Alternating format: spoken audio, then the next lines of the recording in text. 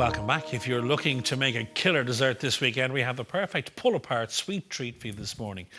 Krissy Gibson from Take the Cake is with us today. Good morning, Krissy. Good morning, Simon. You have a beautiful tear and share delicacy for us. Yes, it's interesting because it's sort of like cinnamon rolls, it's just in a different shape. Just a whole lot of them. It takes a little bit of work. Yeah, you've been busy as a bee all morning. But it's fun, you know. The thing is, it's quite easy. It's just, you're making little spheres out of dough. So what we're going to do is, we're on TV time today, so we're going to do a lot of cheating, okay? For details on how to make all this and quantities, you can also find it on your website. Yeah, we'll pop all the recipe details up for the people. So we make our dough first, okay? And this takes a little bit of time because we proof it twice. It first rises for an hour and a half, okay? So you start with 480 grams of self-raising flour. Okay. You add 50 grams of white sugar. Doesn't matter if it's castor sugar or granulated sugar. And 10 grams of yeast, okay?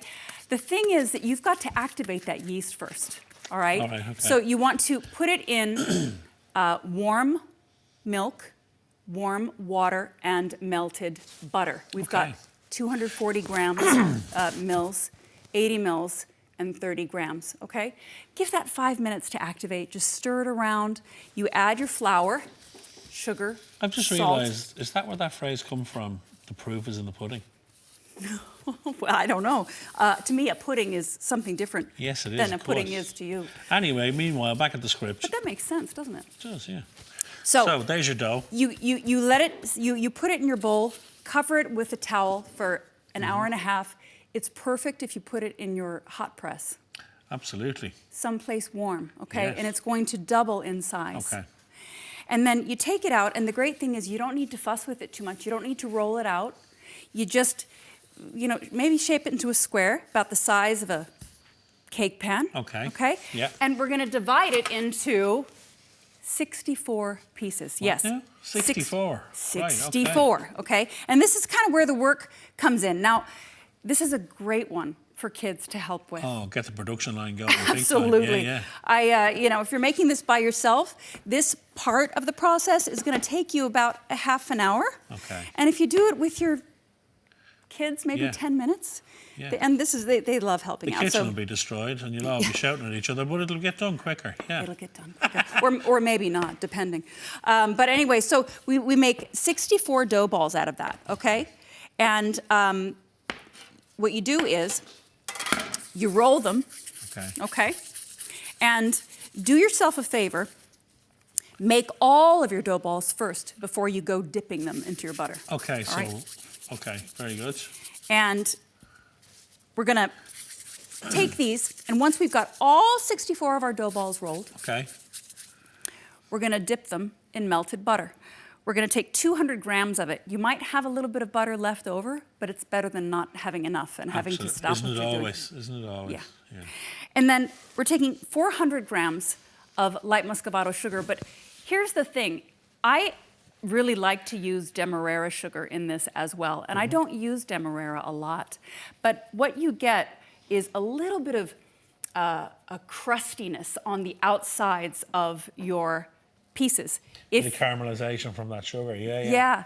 So I actually use about 200 grams of light muscovado and 200 grams of demerara sugar, and then 10 grams of cinnamon. Ah, right, okay. Yeah. So we're gonna take one of our dough balls and dip it in your butter, let it drip a little bit. Oh, Lord. Yeah. This is calorific, isn't it? Each one, we're doing that to each one. You're doing that 64 times. And then, and this is why having the kids to help is a really good idea. Yeah. So then you roll it in your sugar and cinnamon mixture, okay?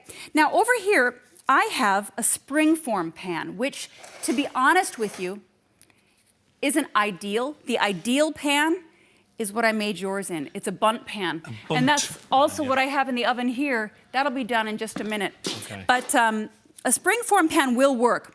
It just, do you see how the springform pan is a bit wider on the bottom? Sure. Right? Sure. And a bundt pan is more narrow You can see it here on the top of the finished cake. It's narrower. Yeah. That's what you want, Okay. because it'll build up better and it'll be more stable when you turn it upside down. Okay. Okay? And so I am going to just show you there how to build this. And what you want to do is stack them. Do yourself a favor too, and use one hand for dipping in the butter. Use the other hand for dipping in the sugar. One hand wet, one hand dry, which I believe is a country and western song. Carry on. I love making this dough the night before. Yes. And you can even build your monkey bread the night before. Why is it called monkey bread, as a matter of interest? Because it's pull-apart bread, and the idea is that you're kind of getting back to your primitive roots. And Kids are going to go feral with this thing apart. But that's sort of the scene, isn't it? Okay, so you build it up, put all the 64 balls in there. And then by the time it's filled, it'll be up to the top. Now, this is the important proofing step. You now proof it for an additional hour and a half. But to be honest with you, I have baked mine after an hour, hour and a half, and it's just, honestly, it's not as soft and you know, so I like to do it before I go to bed. Okay. Wake up in the morning. Prove it overnight. I leave it in the hot press, Wow. or I leave it above the cabinets in the kitchen. Very good.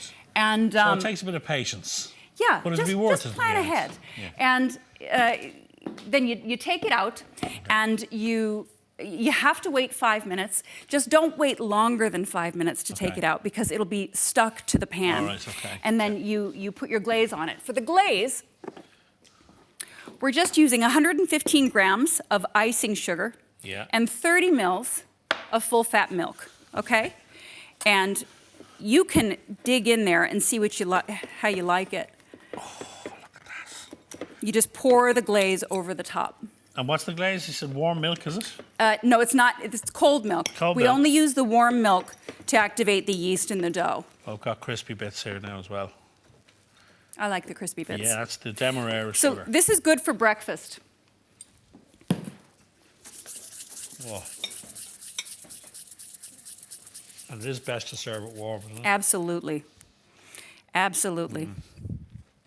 If you're a cinnamon fan, welcome to heaven. Nice, isn't it? Yeah, I really like it. And So how long did you cook it for? oh, sorry about that. I didn't mention that, did I? No. 160 degrees. Yes. After you've proofed it that second time, you bake it at 160 degrees, and you do so for 30 minutes, okay? But, you know, as I've discovered this morning, not all ovens are created equal. Yes, our ovens in here are special. So, well, we don't turn it on all the time. You know, my oven at home and my oven at the bakery is used all the time. So, yeah. Krissy, that is absolutely delicious. Thank you for that recipe. My pleasure. We will, of course, put the full recipe details up on our website, and you can find out more of Krissy's recipes on takethecake.ie.